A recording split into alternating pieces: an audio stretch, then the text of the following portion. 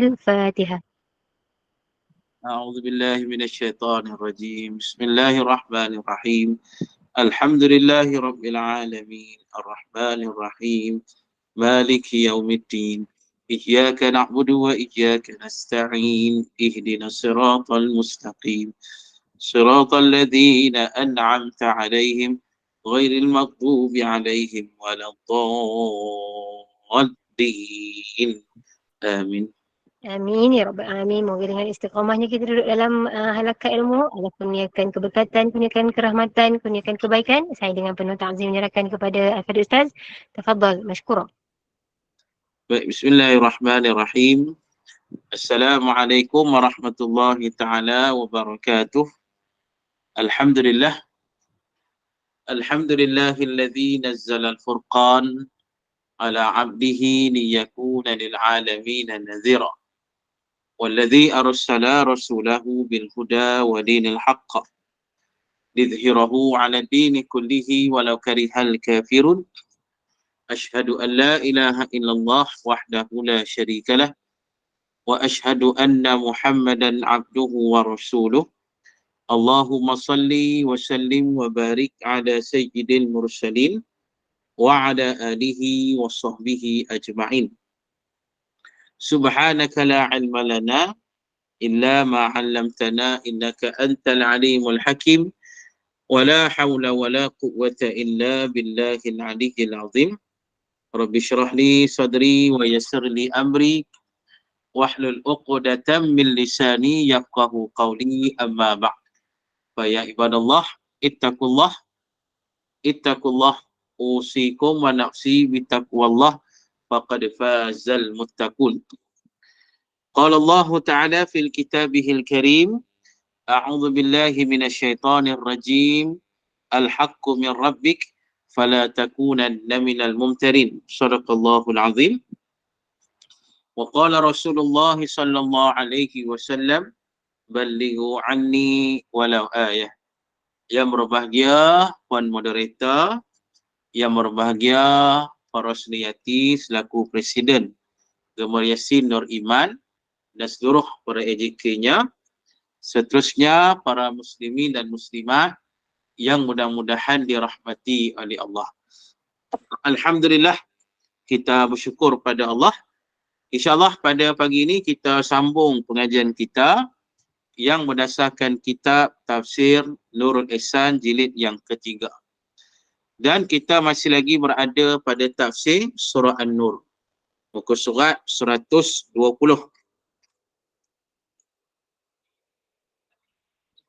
Muka surat 120, baris yang ke-9 daripada bawah. Muka surat 120, baris yang ke-9 daripada bawah. Okey. Ada kitab boleh tengoklah. Muka surat 120, baris yang ke-9 daripada bawah. InsyaAllah boleh jumpa lah. Okey, kita nak sambung firman Allah. A'udzu billahi minasyaitonir rajim. Wala ta'khudhukum bihima ra'fatun fi dinillah. In kuntum tu'minuna billahi wal yawmil akhir. Wal yashhad 'adzabahuma ta'ifatum minal mu'minin. Yang bermaksud wala ta'khudhukum bihima ra'fatun fi dinillah. Dan jangan ambil akan kamu oleh kesihan pada hukum Allah dengan dikurang suatu daripada had keduanya. Baik. Jadi para muslimin dan muslimat yang dirahmati oleh Allah, kita sedang berada pada ayat yang kedua di dalam surah An-Nur. Ayat kedua dalam surah An-Nur ini ada 3 perkara yang dijelaskan oleh Allah. Yang ni perkara yang pertama, perintah yang pertama telah pun kita huraikan pada yang lepas, iaitu firman Allah, Az-zaniyatu waz-zani fajalidu kulla wahidin minhuma mi'ata jaldah. Allah berfirman, perempuan yang berzina dan laki-laki yang berzina yang belum muhsan, maknanya yang belum berkahwin, maka balun ataupun rotanlah mereka ni, sebablah mereka ni setiap seorang 100 kali sebatan. Ini yang pertama yang diperintahkan oleh Allah pada ayat ini. Maknanya melaksanakan hukuman hudud. Hukuman hudud, rotan, sebatan 100 kali kepada mereka yang melakukan perzinaan dalam kategori ghairu muhsan. Ini yang belum berkahwin. Ataupun disebut dalam kitab ni, mereka yang belum merasa jima' dalam nikah. Itu. Jadi pada mereka ni, bila saja mereka melakukan perzinaan, ditangkap dan memang dapati bersalah, maka hendaklah dirotan padanya 100 kali rotan, 100 kali sebatan. Itu dia. Ini perintah yang termaktub pada ayat yang kedua, perintah yang pertama pada ayat yang kedua ini. Okey. Ini termasuk hukum hudud yang kita dah huraikan pada yang lepas, yang merupakan hukum daripada Allah Subhanahu wa taala. Kemudian yang kedua ni yang kita baca pada hari ni, Allah Taala perintah lagi yang kedua. Wala ta'khudhukum bihima ra'fatun fi dinillah. Dan Allah Taala jelaskan yang kedua, dan jangan ambil akan kamu oleh kasihan pada hukum Allah dengan dikurang suatu daripada had keduanya. Apa maksud dia? Maknanya bila saja melaksanakan hukum hudud tadi, rotan 100 kali, Allah kata jangan ada belas kasihan. Itu dia. Jangan ada belas kasihan, jangan rasa simpati pada mereka yang melakukan perzinaan itu sampai kita ni nak elakkan mereka daripada hukuman Allah tersebut. Ataupun kita rasa kasihan, simpati pada mereka, maka kita pun kurangkan sebatan itu pada mereka. Jadi Allah kata tak boleh perkara tersebut. Walaupun pada asalnya sifat belas kasihan ni memang kena ada pada kita. Memang kena ada. Sama-sama Islam, sama-sama yang beriman kepada Allah Ta'ala, kita memang kena ada sifat belas kasihan. Belas kasihan kepada makhluk lain, belas kasihan pada orang-orang manusia-manusia yang lain, bahkan belas kasihan kepada binatang sebagainya. Memang kena ada sifat tu. Tapi pada hal ini, pada bab ini kata Allah, Allah kata kasihan tak boleh. Jangan ada kasihan sampai terhalang daripada nak melaksanakan syariat Allah. Itu dia. Ini peringatan ataupun perintah Allah ni. Dalam bab ini kata Allah tidak ada kasihan. Tidak ada. Sebab kalau kita kasihan sangat, kita simpati sangat, akan menyebabkan terhalang kita dari melaksanakan syariat Allah, dari melaksanakan hukum Allah Subhanahu wa taala. Itu dia. Baik muslimin dan muslimat yang dirahmati oleh Allah. Dan kalau kita baca ayat tentang hukum hudud, hukum jinayat dalam Quran, di antaranya hukum jinayat, kita mengaji surah Al-Ma'idah, ada ayat pasal apa? Pasal mencuri. Hukum hudud mencuri, potong tangan. Kemudiannya kita baca ayat dalam surah Al-Baqarah, ada ayat pasal apa? Pasal qisas, bunuh balas. Ya ayyuhallazina amanu kutiba alaikumul qisasu fil qatla. Bunuh balas. Baik. Jadi ini semuanya hukum Allah. Tapi kalau kita baca ayat-ayat tu yang berkaitan dengan hukum qisas, hukum bunuh balas, hukum hudud, mencuri, membunuh, merompak, Allah tak sebut pun apa seperti ayat ni. Maknanya Allah tak kata jangan ada belas kasihan. Allah tak kata. Tapi dalam bab perzinaan ni, Allah kata macam tu. Pasal apa? Sebab muslimin dan muslimat yang dirahmati oleh Allah, dalam bab zina ni siapa pun boleh buat. Tu dia. Apa maksud siapa pun boleh buat ni? Maknanya orang yang hebat pun, orang yang kaya raya pun boleh berzina. Begitulah juga orang yang tak hebat pun, orang miskin pun, mereka pun boleh berzina. Kalau nak kata jenayah lain, mencuri, yang duk curi ni selalu bukan orang kaya lah. Begitu. Nak kata itu, nak kata contoh. Tapi kalau bab perzinaan ni, para muslimin dan muslimat melibatkan semua golongan.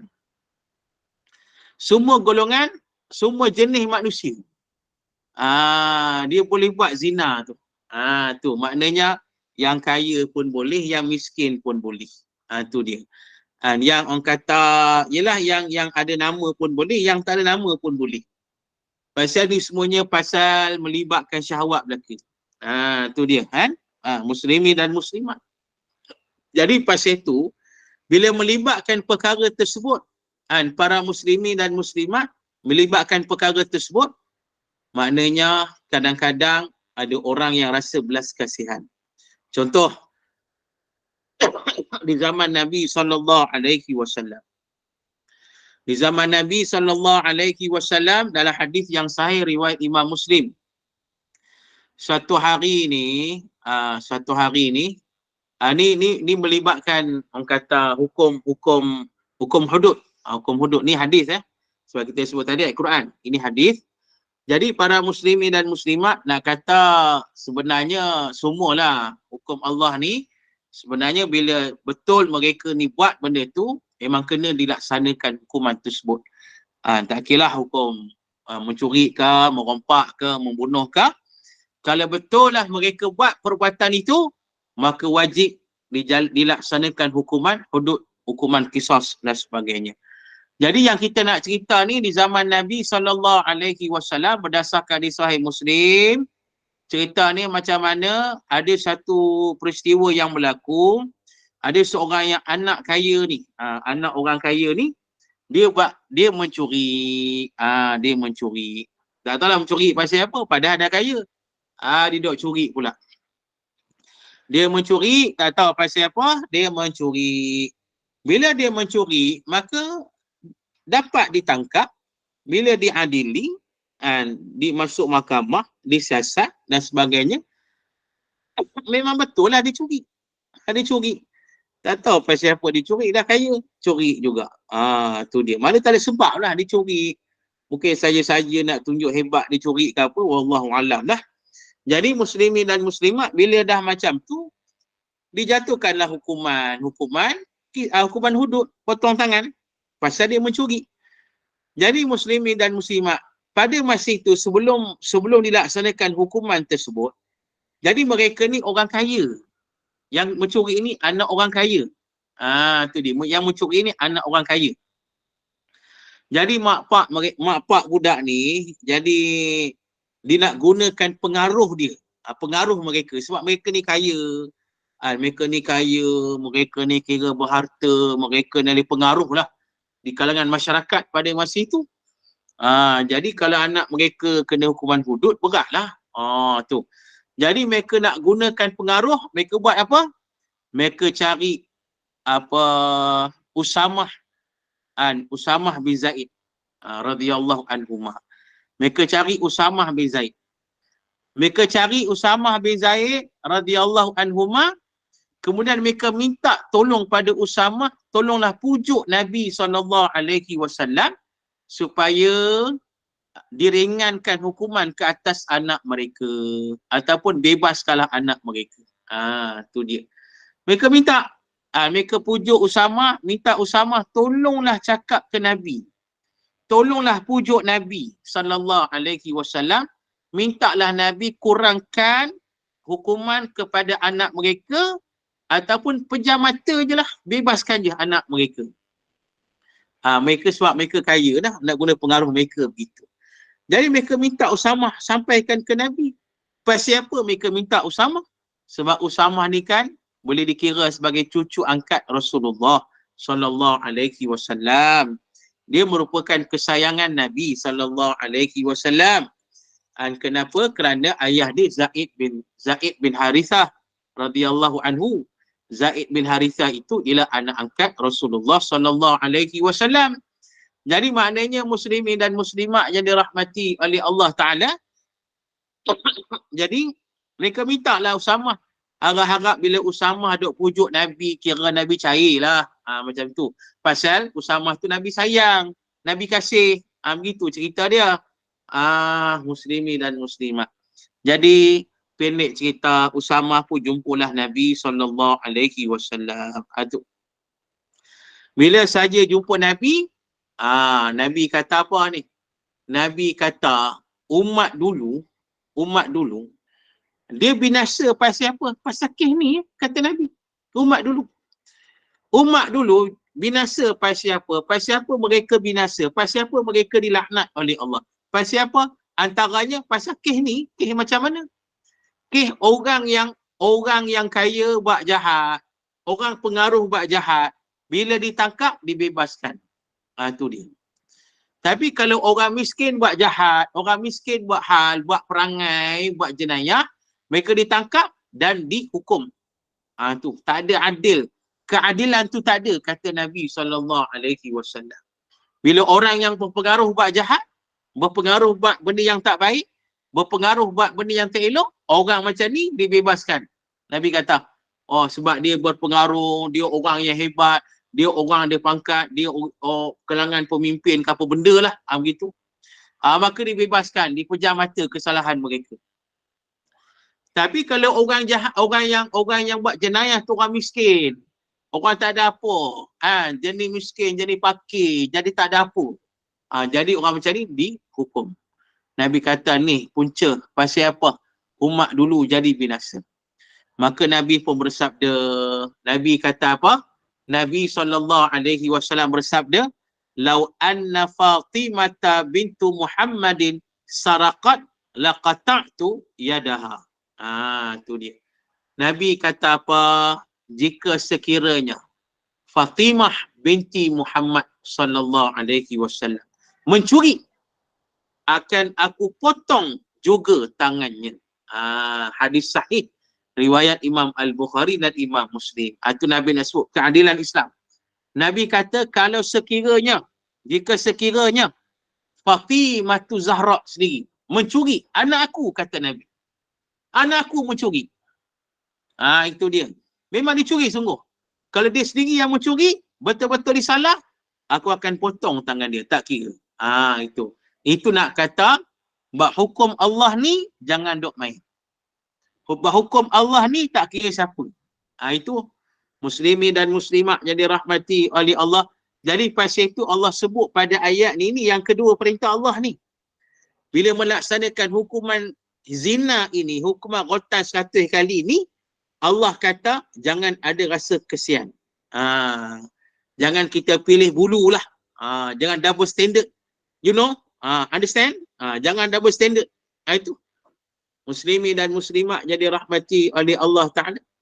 Sebab ulama' kata, ulama' jelaskan pada kita, muslimin dan muslimat, ulama' kata, orang kata, apa nama tu? Nama apa? Kewibawaan. Ada bahasa lain ke wibawa ni? Kewibawaan. Betul. Betul lah. Nak kata kewibawaan apa? Hukum Allah ni mesti dijaga. Itu maksud dia. Kewibawaan ataupun kehebatan hukum Allah tu mesti dijaga. Mesti dijaga, tak boleh diremehkan, tak boleh diabaikan kerana faktor tertentu disebabkan kesian. Integriti boleh juga kan? Integriti. Jangan, tak boleh diambil remeh lah benda tu. Mesti dijaga integriti, kewibawaan hukum Allah mesti dijaga. Keutuhan, macam-macam dah keluar ni. Keutuhan, integriti, kewibawaan hukum Allah mesti dijaga. Jangan diremehkan, jangan diabaikan. Disebabkan rasa kesian, disebabkan ada pengaruh, disebabkan kroni sebagainya, jangan ada macam tu dah. Tu muslimin dan muslimat, kedaulatan undang-undang apa boleh. Baik, jadi para muslimin dan muslimat, ini perintah Allah yang kedua. Jangan ada rasa kesian, kata Allah. muslimin dan muslimat yang dirahmati oleh Allah. Kerana dijelaskan juga bila kata hukum Allah ni, hukum hudud ni, dia berkaitan dengan tarbiyah. Tarbiyah keimanan, tarbiyah ruhiyah. Ni yang kata hukum Allah ni. Bukan makna senang-senang nak kata, apa orang kata, muslimin dan muslimat, nak kata, nak hukum semata, tidak. Di situ nak kata, adanya pentarbiahan daripada Allah Subhanahu Wa Taala. Hukum Allah ni. Itu dia. Ada pengajaran yang ada dalam hukum Allah itu. Itu dia. Bukan kata nak hukum pasal itu. Kalau kita tengok di zaman Nabi SAW, pelaksanaan hudud itu tak banyak sangat pun. Pelaksanaan yang kata rotan ke rejam ke tak banyak pun, 1-2 kes je. Pasal apa? Bukan nak kata Islam tu suka hukum, tak. Bahkan ada kes-kes yang kata dimaafkan, ada kes-kes yang kata, orang kata, ialah tidak ada, orang kata apa, tidak ada bukti sebagainya. Ini muslimin dan muslimat. Jadi kalau nak kata Islam ni menghukum semata-mata, memang banyak kes lah. Banyak kes, orang kena tu, orang kena ni kan. Tu muslimin dan muslimat. Yang kalau kita rasa, saya kalau di Arab Saudi mereka buat kan hukuman hudud ni kan. Tak adalah kata tiap-tiap hari ada je orang kena, tak ada kan. Benda tu tak ada. Sekali-sekala lah kan. Ada kes-kes dia bunuh orang kena kisos kan. Dipancung di khalayak ramai kan. Tapi kes tu tak selalu pun. Tu muslimin dan muslimat. Sebab nak kata sini hukum jenayat, hukum hudud ini bukan nak menghukum semata-mata. Tapi dalamnya ada pentarbiahan daripada Allah, dalamnya ada ibrah, pengajaran, pendidikan daripada Allah untuk mendidik kita. Dan pasal itu pada ayat ni juga nak kata sebenarnya hukum Allah ini ada kaitan dengan iman. Kita baca ayat kemudian Allah berfirman, in kuntum tu'minuna billahi wal yaumil akhir. Jika ada kamu itu beriman dengan Allah dan hari akhirat. Itu dia. Nak kata muslimin dan muslimat yang dirahmati oleh Allah, melaksanakan hukum Allah ini bukti keimanan kita kepada Allah dan kepada hari akhirat. Itu bukti keimanan. Kata Allah, sekiranya kamu benar-benar beriman, kamu benar-benar beriman kepada Allah dan beriman kepada hari akhirat.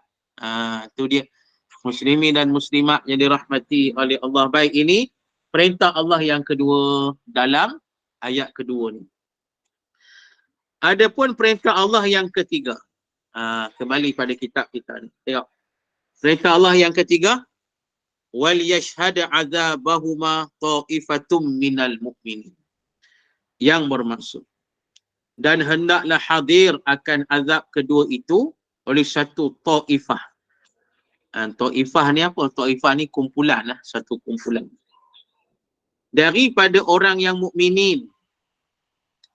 3 atau 4 orang bilangan saksi zina. Hingga 40 dan tiada wajib imam dan saksi hadir rejam. Kerana Rasulullah SAW suruh rejam Ma'iz dan Ghamidiyah dan tiada ia hadir. Baik, jadi para muslimin dan muslimat yang dirahmati oleh Allah. Ini perintah Allah yang ketiga. Allah jelaskan pada ayat ni, bila saja melaksanakan hukuman sebatan 100 kali, kata Allah, mestilah disaksikan. Wal yashhad azabahuma. Mestilah disaksikan akan seksaan rotan ini ta'ifatum minal mu'minin. Satu kumpulan daripada manusia yang beriman kepada Allah Ta'ala. Itu dia. Maka dia kata sini, muslimin dan muslimat, ulama kitab kita ni kata, dia kata kumpulan orang yang beriman ni paling-paling kurang 3 orang. 4 orang pun boleh. Bahkan nak kata saksi yang nak tengok ni seramai 40 orang pun boleh. Boleh. Ramai-ramai nak tengok pun boleh. Di khalayak ramai pun boleh. Ini perintah daripada Allah. Dan pasal apa? Disebut tadi dah muslimin dan muslimat yang dirahmati oleh Allah. Kerana hukum Allah ini ada pengajaran. Itulah. Bila saja manusia melihat depan mata hukuman tersebut, ini menjadi pengajaran pada orang lain yang menyebabkan mereka tidak berani nak melakukan dosa yang sama. Mereka tak berani nak melakukan perzinaan, mereka tak berani nak melakukan jenayah-jenayah tersebut. Tu dia. Muslimin dan muslimat yang bermaksud bila mereka tengok semua ni, memberikan kesan positif dalam masyarakat itu. Jadi orang tak beranilah. Muslimin dan muslimat tak berani bila tengok kena rotan 100 kali, sakit tu. Jadi tak beranilah. Bila nak melakukan perzinaan, mereka fikirlah benda tu balik. Mereka fikir yang mana kalau buat zina, jadi itulah rotan, hukuman dia. Kalau buat mencuri, itulah hukuman dia. Kalau buat benda yang macam ni, bunuh orang ke apa, ini hukuman dia. Maka dia tengok depan mata, menyebabkan mereka jadi takut, jadi tak berani nak melakukan jenayah tersebut, nak melakukan dosa-dosa tersebut.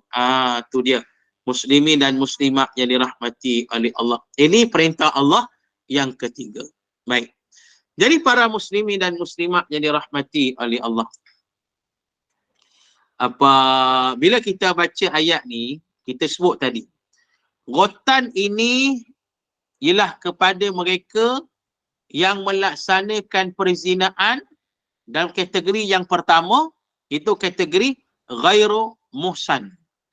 Yang ini orang yang masih belum berkahwin. Ini dia. Dia tak berkahwin lagi, dia tak pernah berkahwin, maka dia melakukan perzinaan. Tu dia, melakukan perzinaan. Bila dia buat perzinaan, dapati bersalah, ada saksi dan sebagainya, maka dia kena rotan 100 kali.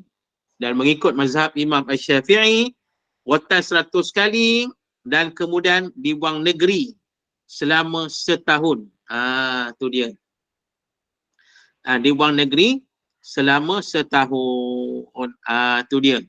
Ini dalam beberapa mazhab lah. Tapi nak kata, yang wajib tadi, rotan 100 kali. Okey, ini bagi kategori yang pertama, ghairi ataupun ghairu muhsan, yang tidak pernah berkahwin ataupun yang tak pernah rasa jima' ketika bernikah. Mana dia tak pernah rasa jima' dalam bernikah, mana tak pernah berkahwin lah maksudnya. Tu. Jadi muslimin dan muslimat, ini ghairu muhsan 100 kali sebatan. Adapun kategori yang kedua, perzinaan itu ialah kategori perzinaan muhsan. Ini beratlah. Perzinaan muhsan. Perzinaan muhsan ini, tuan-tuan, muslimin dan muslimat yang dirahmati oleh Allah, yakni orang yang melakukan perzinaan padahal mereka sudah berkahwin. Padahal mereka sudah rasa jima' dalam pernikahan. Tapi mereka melakukan perzinaan juga. Tu dia. Muslimin dan muslimat yang dirahmati oleh Allah Ta'ala. Duk dengar cerita hari ni, benda macam tu banyak pada hari ni. Orang duk cerita kan. Kadang-kadang tu ada video-video cerita-cerita yang diviralkan. Disebabkan suami isteri yang berjauhan dan sebagainya. Jadi kadang-kadang tu berlaku perkara tersebut. Na'udzubillah. Jadi perkara macam ni amat membimbangkan sebenarnya. Kerana ini termasuk kategori dosa yang sangat besar. Baik.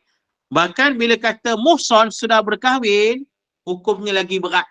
Lebih berat daripada rotan tadi. Berat pasal apa? Pasal orang yang muhsan yang sudah berkahwin melakukan perzinaan, hukumnya apa? Hukumnya rejam sampai mati. Tu dia. Muslimin dan muslimat, rejam macam mana ni? Diikat, dibawa ke khalayak ramai, dilempar dengan batu sampai mati. Ni berat. Ni kata berat bila saja masuk bab ini. Muslimin dan muslimat yang dirahmati oleh Allah. Jadi maknanya sepatutnya bila kata muhsan ni, ulama kata Musa ni apa? Musa ni kalau ikut maknanya dia kata, yang ini orang yang telah terbinting. Telah terbinting. Yang sepatutnya orang ini tidak patut berzina lagi. Tu dia. Sepatutnya gitu. Kerana yalah orang kata hidup dia memang dah terbinting oleh pandangan masyarakat. Sampai orang dia anggap dia tak patut berzina dah pasal dia sudah berkahwin. Tu dia. Muslimi dan muslimat. Ini kata Musa. Minta maaf. Batuk lama dah.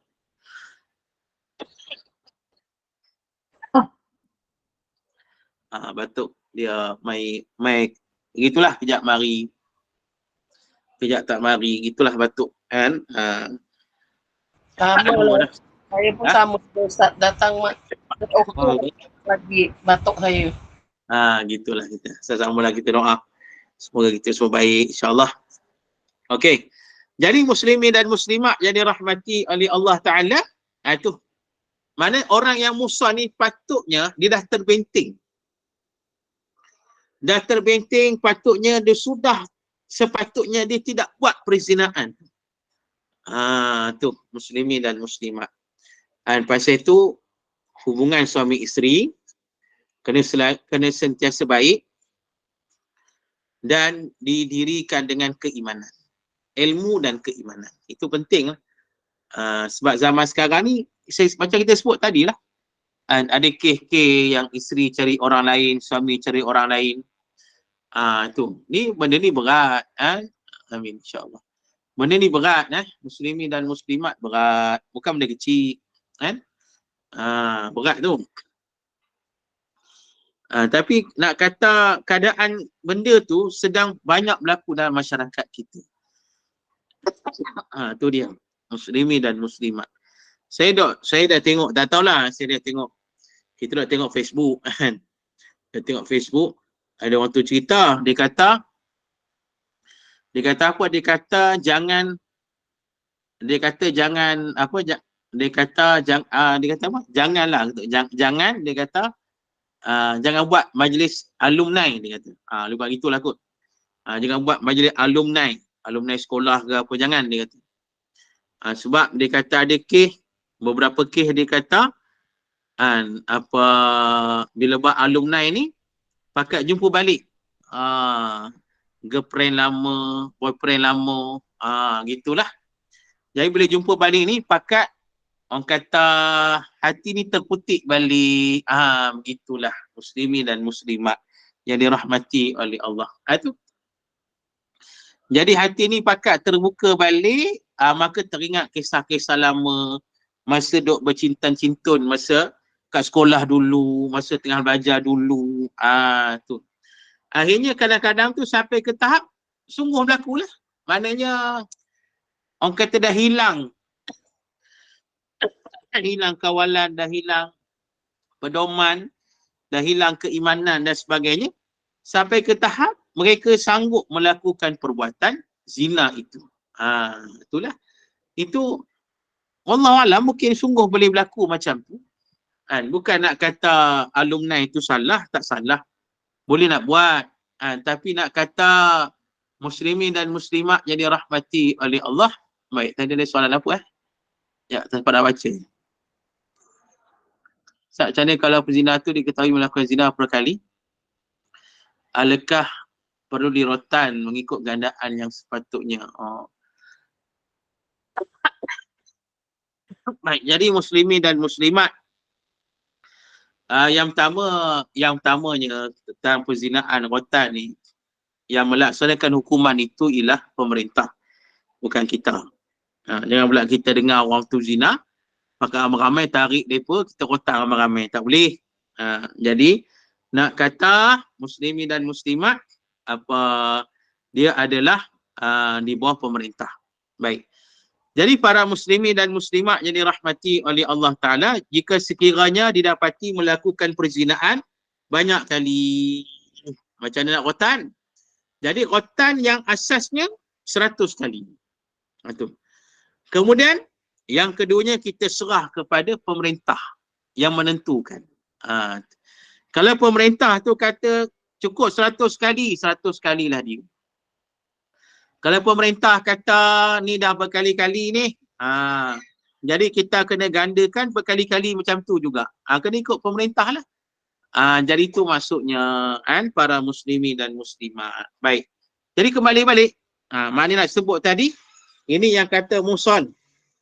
Muson ni maknanya yang telah berkahwin, yang sepatutnya mereka tidak lagi melakukan perzinaan. Jadi pasal itu kita sebut tadi, kita binalah rumah tangga kita, perkahwinan kita dengan ilmu dan keimanan kepada Allah Subhanahu wa taala.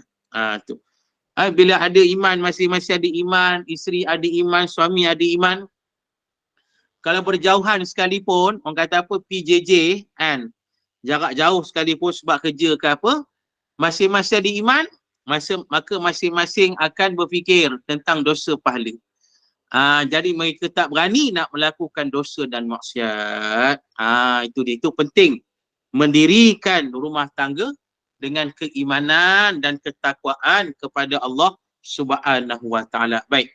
Jadi para muslimin dan muslimat yang dirahmati oleh Allah. Bab rejam ini tidak ada ayat Quran dalam membahaskan pasal hukum rejam. Dan surah An-Nur ini juga, dan surah An-Nur ni pun Allah jelaskan pasal zina ni tentang rotan saja. 100 kali rotan bagi mereka yang tak berkahwin lagi. Tapi dalam bab rejam tidak ada. Jadi dari manakah datang rejam itu? Jadi para muslimin dan muslimat yang dirahmati oleh Allah, sudah pastilah daripada hadis-hadis Rasul sallallahu alaihi wasallam, daripada kata-kata Nabi, perbuatan dan amalan Nabi sallallahu alaihi wasallam. Maka di sini saya bawalah beberapa dalil, dipanjang-panjang sikit ni. Jadi kita dah baca kitab kita tadi, kitab tafsir ni kan dia kata apa? Dia kata disebut nama Ma'iz dan Ghamidiyah. Ni dua orang manusia yang terlibat dalam rejam di zaman Nabi. Jadi kita akan bacalah hadis-hadis Nabi ni, hadis-hadis panjang ni. Baik, hadis yang pertama daripada hadis sahih Al-Bukhari dan Muslim rahimahumullahu taala, Ani bin Mas'ud radhiyallahu anhu qala Rasulullah sallallahu alaihi wasallam, la yahillu damu mri'in muslimin yashhadu an la ilaha illallah wa anni Rasulullah illa bi ihda thalathin. Al-thayyibu zani wan nafsu bin nafsi wat tariku li dinihil mufariqu lil jamaah. Baik, yang bermaksud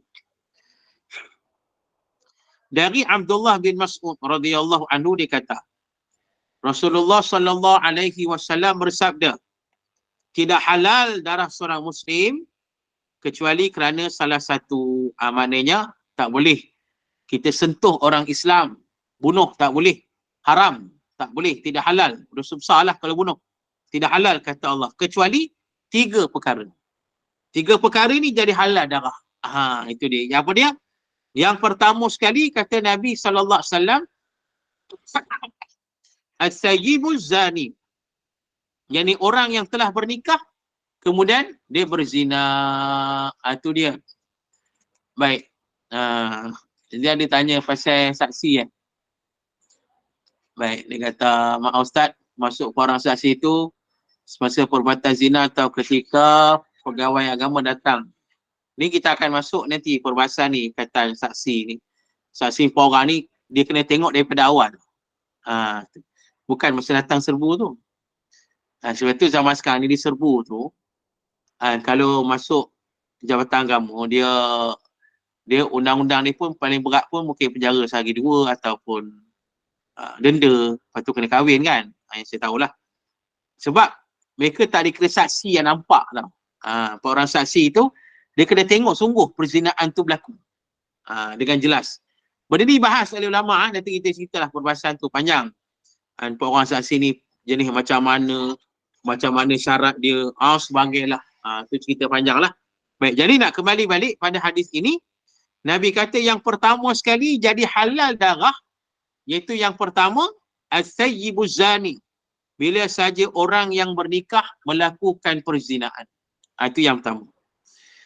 Yang kedua kata Nabi SAW, wan nafsu bin nafsi. Iaitu membunuh orang. Membunuh orang dengan sengaja, al-qatlu nafsi, al-qatlu nafs bighairi haq. Dia membunuh seseorang dengan tanpa hak, dengan sebenar. Bunuh orang. Itu jelas. Ini pun halal darah, maknanya kisos.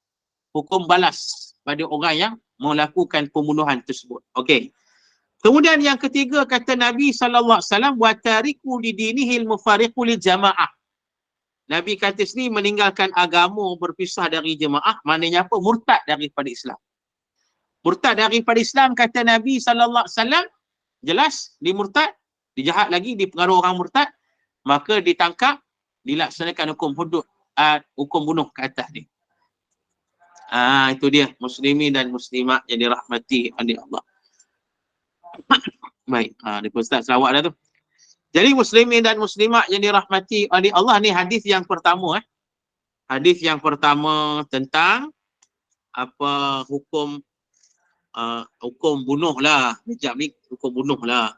Bagi mereka yang as-sayyibu zani, yang sudah bernikah tapi melakukan perzinaan. Okey, muslimin dan muslimat yang dirahmati oleh Allah. Baik, ini hadis yang pertama. Hadis yang kedua.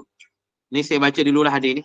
Kita akan hurailah pada minggu depan kot. Saya baca dulu hadis ni, panjang sikit hadis ni.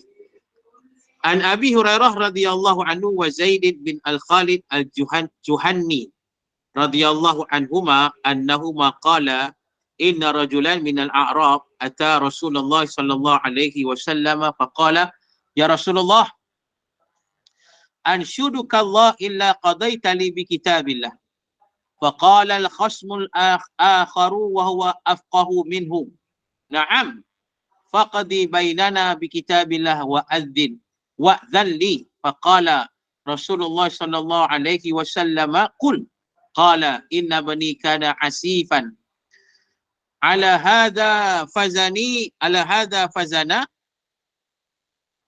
bi imraatihi wa inni ukhbirtu anna ala bani rajama faftadaitu minhu bi mi'ati syatin wa walidatin fa as'altu ahlal ilmi fa akhbiruni annama ala bani jaldu mi'ati wa taqribu amin wa anna ala imraati hadha ar-rajma faqala Rasulullah sallallahu alaihi wasallam walladhi nafsi biyadihi la aqdiyanna bainakuma bi kitabillah al-walidatu wal ghanamu raddun ala binika jaldu mi'atin wa taqribu amin uqdu ya unais illam ra'ati hadha fa in i'tarafat farjumha faqala faghada 'alaiha fa'tarafat fa amara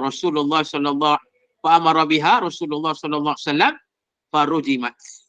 Baik, yang bermaksud diriwayatkan daripada Abu Hurairah radhiyallahu anhu dan Zaid bin Khalid Al-Juhani radhiyallahu anhu, kedua-duanya berkata, sesungguhnya seorang lelaki dari kabilah Al-A'rab, Arab Badui lah, datang kepada Rasulullah sallallahu alaihi wasallam dan berkata, wahai Rasulullah, aku datang kepadamu supaya kamu memutuskan hukuman ke atasku berpandukan kitab Allah.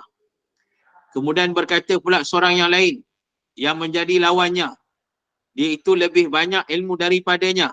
Baiklah, hukumlah antara kami berdasarkan kitab Allah.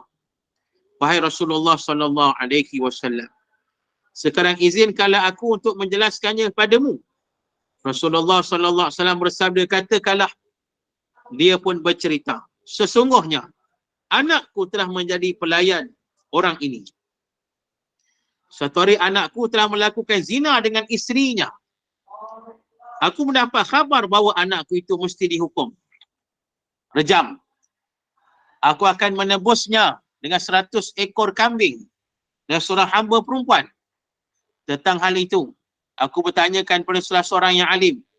Aku diberitahu bahawa anakku itu hanya dikenakan hukuman sebanyak 100 kali rotan dan diasingkan selama setahun, dan isteri orang inilah yang mesti dihukum rejam. Mendengar penjelasan itu, Rasulullah sallallahu alaihi wasallam lalu bersabda, demi zat yang jiwaku berada dalam kekuasaannya, sesungguhnya aku akan memutuskan hukuman ke atas kamu berpandukan kitab Allah, yakni Al-Quran. Seekor kambing, 100 ekor kambing dan hamba perempuan tadi harus dikembalikan. Dan anakmu mesti dihukum rotan sebanyak 100 kali sebatan. Serta diasingkan selama setahun. Okey. Sekarang pergilah kepada isteri orang ini, wahai Unais, jika dia mengaku, maka jatuhkanlah hukuman rejam ke atasnya. Maka Unais pun datang menemui wanita tersebut dan ternyata dia mengakui atas perbuatannya itu. Sesuai dengan perintah dari Rasulullah sallallahu alaihi wasallam, maka wanita itu pun dijatuhkan hukuman rejam. Hadis yang sahih, riwayat Imam Al-Bukhari, Imam Muslim, Imam Abu Daud, Imam At-Tirmizi, Imam An-Nasai, Imam Malik dan Imam Ahmad. Tengok. Maknanya hadis ni jelas. Tu. Baik, jadi para muslimin dan muslimat yang dirahmati oleh Allah Ta'ala. Nak sebut sini, yang mana tuan-tuan, muslimin dan muslimat yang dirahmati oleh Allah? Apa nak kata sini, nak jelaskan. Baik, ini hadis yang baca tu mungkin faham, cuma saya timbulkan satu persoalan. Okey? Ada beberapa hadis ni, ini hadis yang pertama. Nanti ada lagi hadis beberapa hadis. Yang saya nak cerita, kenapa mereka sedia mengaku perbuatan itu. Tu. Sebab ditanya tadi pada perempuan tu, dia mengaku, dia berzina. Kita akan jumpa lagi satu hadis yang mana orang tu jumpa Nabi mengaku berzina. Dia mengaku. Jadi, kita nak timbulkan persoalan, kenapa mereka mengaku melakukan perzinaan itu. Kalau ikutkan boleh mengelak-ngelak kan, mengelak-ngelak ke apa, boleh menipu ke apa kan. Bohlah apa pun nak ngelak daripada hukuman rejam tu. Tapi mereka sanggup datang depan Nabi, cerita ke Nabi. Padahal rejam tu, hukum mati. Tu. Jadi nak kata jawapannya, bukan sekarang lah. Kita bahas bukan sekarang, minggu depan. InsyaAllah. Ini kira kerja rumah lah ni. Kita pergi kerja rumah. Jadi, kenapa? Jadi terpulang lah nak kata mereka telus ke insah ke apa benda, itu terpulang. Kita akan bahaskan minggu depan. Jadi minggu depan ni saya nak dengar jawapan masing-masing lah. Itu dia, macam kita duk mengaji ni kena ada kuasa juga kadang-kadang kan. Assignment lah ni, insyaAllah Ustaz. Jadi maknanya kenapa? Itu persoalan kenapa. Sebab ni rejam ni mati. Bukan cerita biasa, ni cerita mati. Itu dia. Tapi mereka datang jumpa Nabi mengaku. Begitu. Baik, kenapa? Jadi cukup sekadar itu, muslimin dan muslimat, minta maaf banyak. Kerana selepas ni terus macam biasa kuliah saya di pondok ni, di Pondok Pewaris, Kedah Gedangsar. Jadi kita akan sambunglah kuliah kita ni pada minggu depan insya-Allah. Minggu depan ni masih lagi ayat yang kedua yang berkaitan dengan rejam ni, masih lagi hadis ni panjang, banyak lagi hadis tentang rejam ini insya-Allah. Baik, jadi para muslimin dan muslimat jadi rahmati oleh Allah, kita terus sambung dengan baca tasbih kafarah dan suratul asr. Subhanakallah wa bihamdika asyhadu an la ilaha illa anta astaghfiruka wa atubu ilaik. Bismillahirrahmanirrahim. Wal 'asri innal insana lafi khusr illa alladziina amanu wa tawassaw bil haqq wa tawassaw bis sabr. Insya-Allah. Jadi selepas ni saya ada kuliah lagi dekat Pondok Pewaris ni, pengajian tafsir Pimpinan Ar-Rahman surah Al-Fatihah. Jadi siapa-siapa nak ikuti macam biasa boleh terus ikutlah. Insya-Allah. Saya tidak live daripada ni Google Meet ni. Jadi siapa yang nak ikut boleh terus ikut insya-Allah. A'udzubillahi minasyaitonirrajim. Bismillahirrahmanirrahim. Alhamdulillahirabbil alamin wassalatu wassalamu ala asyrafil ala alihi washabbihi ajma'in. Radina billahi rabba wa bil islam dina bi Muhammadin nabiyya wa rasula. Allahumma aghnina bil ilmi wa zayyinna bil hilmi wa akrimna bit taqwa wa jamilna bil afiyah. Allahumma inna na'udzubika min zawali ni'matik وتحول عافيتك وفجاءة نقمتك وجميع ساختك. اللهم إنا نعوذ بك من البرص والجنون والجذام ومن سيء الأسقام. اللهم إنا نعوذ بك من جهد البلاء ودرك الشقاء وسوء القضاء وشماتة الأعداء. اللهم إنا نسألك علما نافعا ورزقا طيبا وعملا متقبلا والحمد لله رب العالمين. سيروا على بركة الله. السلام عليكم warahmatullahi ta'ala wabarakatuh.